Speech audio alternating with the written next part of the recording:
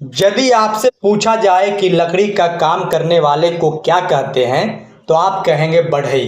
कपड़ा धोने वाले को क्या कहते हैं तो आप कहेंगे धोबी। उसी तरह आपसे पूछा जाए कि पढ़ने वाले को क्या कहते हैं तो आप कहेंगे विद्यार्थी, और पढ़ाने वाले को क्या कहते हैं तो बेशक आप कहेंगे शिक्षक।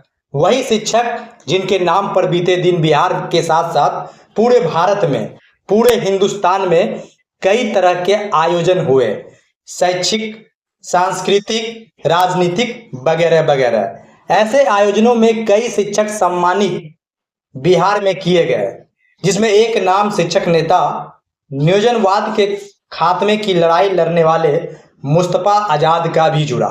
मुस्तफा आजाद को अनेक जनप्रतिनिधियों के साथ साथ पाटलिपुत्र के पूर्व सांसद रामकृपाल यादव भी सम्मानित किए। मुस्तफा आजाद सम्मानित इसलिए किए गए क्योंकि वे अपने विद्यालय के उन मेधावी छात्र छात्राओं की जरूरत को पूरा करते हुए शिक्षा देते हैं जो संसाधन विहीन है, जो बेहद गरीब है। कॉपी, किताब, कलम, पेंसिल खरीदने के भी पैसे ऐसे बच्चों के माता पिता के पास मुश्किल से उपलब्ध हो पाता है। ऐसे मेधावी छात्रों को मुस्तफा आजाद बैग, ड्रेस, कॉपी, किताब, कलम, पेंसिल जेब से खरीद कर देने में पीछे नहीं हटते। इसलिए इनके बेहतर कार्यों को देखते हुए श्रेष्ठ शिक्षक के पुरस्कार से नवाजा गया। पुरस्कार ग्रहण करते हुए मुस्तफा आजाद ने अपने संबोधन में बड़ी बातें कही। उन्होंने साफ साफ शब्दों में सरकार से अपील किया कि साहब, आप सब बड़े लोग हैं, मगर शिक्षक को सिर्फ शिक्षक रहने दीजिए। शिक्षक को बहुत बड़ा नहीं बनना है, बहुत धनवान नहीं बनना है, शिक्षक को सिर्फ शिक्षक रहने दीजिए।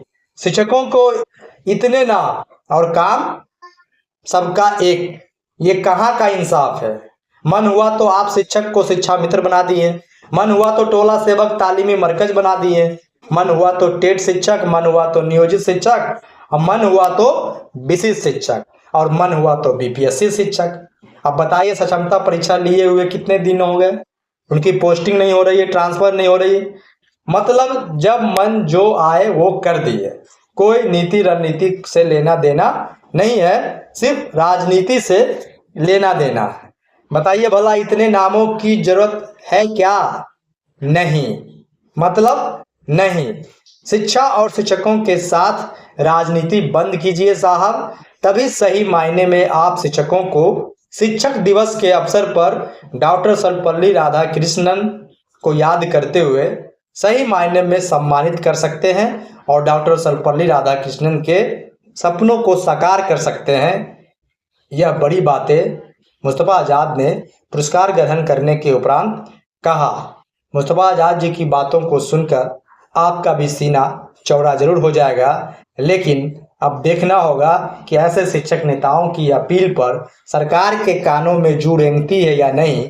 ये तो वक्त बता ही रहा है और आने वाले वक्त भी बताएगा, लेकिन फिलहाल जो शिक्षकों की स्थिति है उस पर कुछ कहना बहुत दुर्लभ सा प्रतीत होता है।